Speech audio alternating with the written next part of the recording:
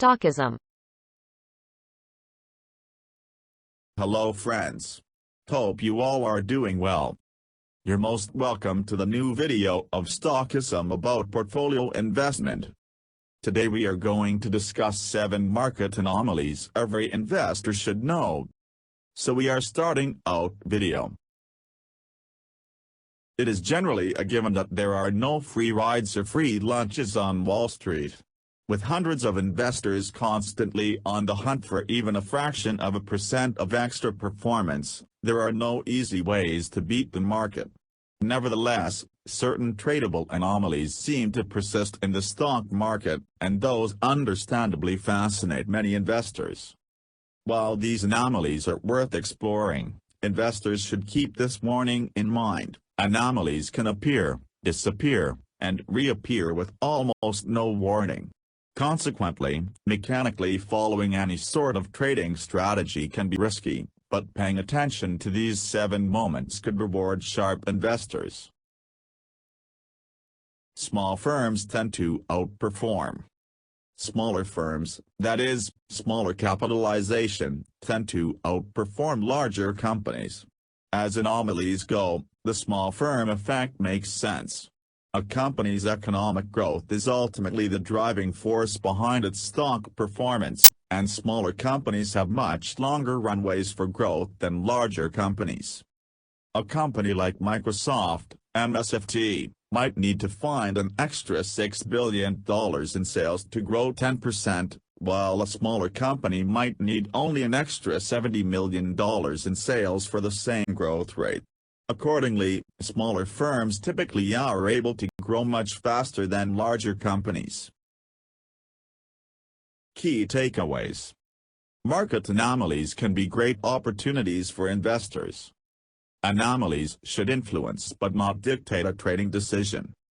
Proper research of a company's financials is more important for long-term growth. Most market anomalies are psychologically driven. There is no way to prove these anomalies, since their proof would flood the market in their direction, therefore creating an anomaly in themselves. January effect. The January effect is a rather well-known anomaly. Here, the idea is that stocks that underperformed in the fourth quarter of the prior year tend to outperform the markets in January. The reason for the January effect is so logical that it is almost hard to call it an anomaly. Investors will often look to jettison underperforming stocks late in the year so that they can use their losses to offset capital gains taxes, or to take the small deduction that the IRS allows if there is a net capital loss for the year. Many people call this event tax loss harvesting. As selling pressure is sometimes independent of the company's actual fundamentals or valuation, this tax selling can push these stocks to levels where they become attractive to buyers in January. Likewise, investors will often avoid buying underperforming stocks in the fourth quarter and wait until January to avoid getting caught up in the tax loss selling. As a result, there is excess selling pressure before January and excess buying pressure after January 1st, leading to this effect. Low book value. Extensive academic research has shown that stocks with below-average price-to-book ratios tend to outperform the market. Numerous test portfolios have shown that buying a collection of stocks with low price-book ratios will deliver market-beating performance. Although this anomaly makes sense to a point, unusually cheap stocks should attract buyers' attention and revert to the mean. This is, unfortunately, a relatively weak anomaly. Though it is true that low price-to-book stocks outperform as a group, individual performance is idiosyncratic, and it takes very large portfolios of low price-to-book stocks to see the benefits. Neglected stocks. A close cousin of the small firm anomaly, so-called neglected stocks are also thought to outperform the broad market averages. The neglected firm effect occurs on stocks that are less liquid, lower trading volume, and tend to have minimal analyst support. The idea here is that as these companies are discovered by investors, the stocks will outperform. Many investors monitor long-term purchasing indicators like PE ratios and RSI. These tell them if a stock has been oversold, and if it might be time to consider loading up on shares. Research suggests that this anomaly actually is not true. Once the effects of the difference in market capitalization are removed, there is no real outperformance. Consequently, companies that are neglected and small tend to outperform, because they are small, but larger neglected stocks do not appear to perform any better than would otherwise be expected. With that said, there is one slight benefit to this anomaly: through the performance appears to be correlated with size. Neglected stocks do appear to have lower volatility. Reversals. Some evidence suggests that stocks at either end of the performance spectrum, over periods of time, generally a year, do tend to reverse course in the following period. Yesterday's top performers become tomorrow's underperformers, and vice versa. Not only does statistical evidence back this up, but the anomaly also makes sense according to investment fundamentals. If a stock is a top performer in the market, odds are that its performance has made it expensive. Likewise, the reverse is true for underperformers.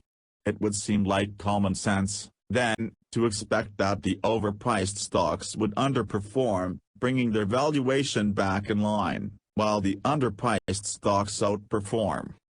Reversals also likely work in part because people expect them to work. If enough investors habitually sell last year's winners and buy last year's losers, that will help move the stocks in exactly the expected directions, making it something of a self-fulfilling anomaly. The days of the week. Efficient market supporters hate the days of the week anomaly because it not only appears to be true, but it also makes no sense. Research has shown that stocks tend to move more on Fridays than Mondays, and that there is a bias toward positive market performance on Fridays. It is not a huge discrepancy, but it is a persistent one. On a fundamental level, there is no particular reason that this should be true. Some psychological factors could be at work. Perhaps an end-of-week optimism permeates the market as traders and investors look forward to the weekend. Alternatively, perhaps the weekend gives investors a chance to catch up on their reading, stew and fret about the market, and develop pessimism going into Monday. Dogs of the Dow. The dogs of the Dow are included as an example of the dangers of trading anomalies. The idea behind this theory was basically that investors could beat the market by selecting stocks in the Dow Jones Industrial Average that had certain value attributes. Investors practice different versions of the approach, but there are two common approaches. The first is to select the 10 highest-yielding Dow stocks. The second method is to go a step further and take the 5 stocks from that list with the lowest absolute stock price and hold them for a year. It is unclear whether there was ever any basis in fact for this approach, as some have suggested that it was a product of data mining. Even if it had once worked, the effect would have been arbitraged away, for instance, by those picking a day or week ahead of the first of the year. To some extent, this is simply a modified version of the reversal anomaly. The Dow stocks with the highest yields probably were relative underperformers and would be expected to outperform. The bottom line: attempting to trade anomalies is a risky way to invest. Many anomalies are not even real in the first place, but they are also unpredictable. What's more, they are often the product of large-scale data analysis that looks at portfolios consisting of hundreds of stocks that deliver just a fractional performance advantage. Likewise, it would seem to make sense to try to sell losing investments before tax loss selling really picks up and to hold off buying underperformers until at least well into December. Hope this video will help you a lot in portfolio management and you'll be the good portfolio investor. Stay connected with us, Subscribe my channel, like or comment my YouTube videos, then I'll post new video with another topic of portfolio investment for you. Thank you.